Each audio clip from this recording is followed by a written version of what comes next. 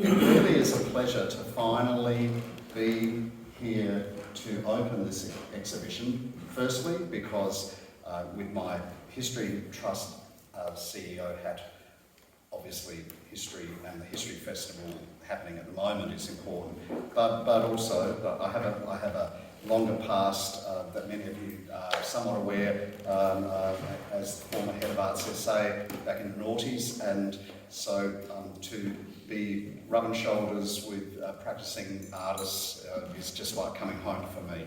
I would also like to echo, no pun intended, Lynette's acknowledgement and respects to the Kaurna people on whose land we gather and upon which this historic precinct, of course, is located.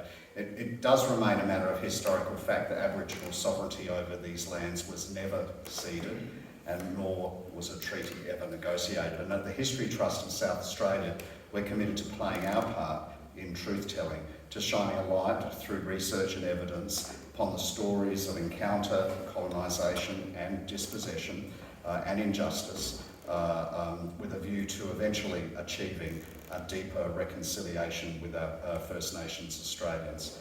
To that end, we uphold the intent of the Uluru Statement from the heart, so that eventually we will walk together in harmony toward a future where forgiveness and unity can be achieved.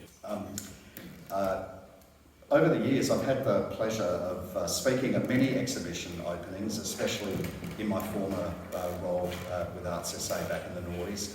I learned then that it's unwise to single out individual artists or artworks for special mention, lest one unintentionally causes offence by omission of the others.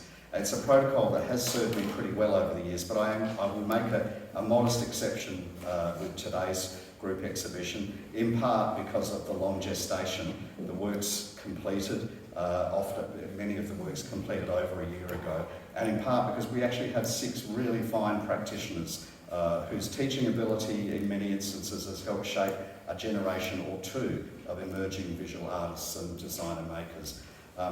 But first, just a short reflection on this notion of echo. According to the Oxford English Dictionary, echo, in this context of today's exhibition, means to be reminiscent of or have shared characteristics with an object or event. Another definition is, and I quote, a close parallel to an idea, a feeling or event. And yet another is a characteristic that is suggestive of something else. As per the event notes, and as you're seeing, if you've got one of the exhibit guide leaflets, we have 6 visual artists, each of them highly original and distinctive from each other. Michelle Driver, hand weaver, tapestry artist.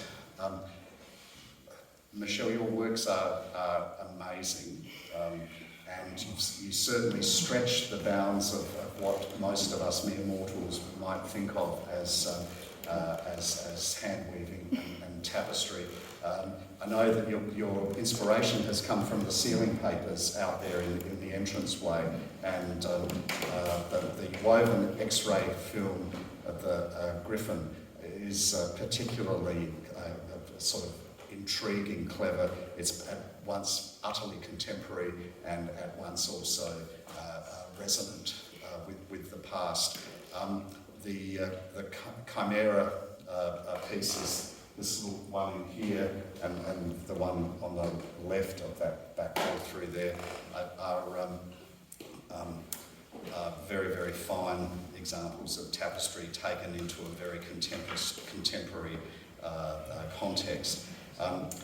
Yasmin Grass. Now, I've known Yasmin for a gazillion years, former director of the AC Arts Gallery and also a fine painter who often explores domestic settings. And in the context of Urrbrae House, the ghosts of Urrbrae House have been the chosen subject for Yasmin's oil on canvas works.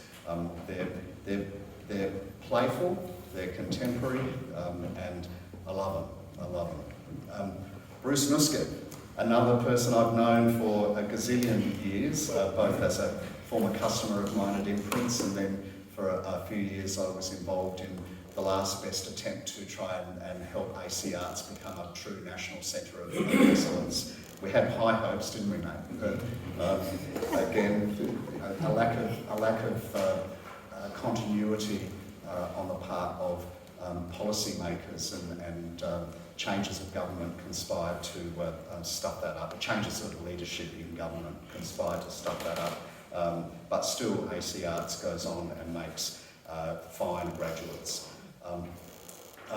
Bruce's ceramics are the stuff of legend, and today not of teapots, but this work, which you can very quickly see and feel, are completely at home in this environment, and yet they're also very contemporary. I have enjoyed your exhibitions over many, many years, and I know that many students have greatly benefited and are appreciative of the influence. Abram Phillips I only met today for the first time today. And his works over here in the corner, these small miniature decorative details, very, very finely worked oil on board. There's one oil on aluminium, and they're just superb, absolutely superb. And Maureen Prichard, colour pencil, fine work, superb work. I would never have thought that one could extract such a sense of depth and perspective in a subject that is both small and close up. Beautiful work, beautiful work. And of course, finally, Julie Strawinsky, who I understand is the exhibition mistress, who brought together a group of artists. I think you all knew each other beforehand, and I think there's certainly an AC Arts TAFE connection. Your work is your florography. That's a word I actually hadn't even encountered before we were talking earlier. That this work here is such fine work, oil on canvas, incredible attention to detail, and I know that you have exhibited. Often your work is of a different subject matter, and that therefore florography is something of a departure. And I'd say you've achieved and succeeded with that effort very, very well. Inspired by the patterns and textures of the house and the gardens, the whole is greater than the sum of the parts, and certainly hanging in this fine place. While they are not of the era of the house's creation, there is a sufficient reverberation and echo to do justice, and they feel right in this place. So, without any further ado, because I can see lots of empty glasses and there's good conversation time to be had, it gives me great pleasure to congratulate the artists on the achievement of their work and to declare the exhibition open. Thank you.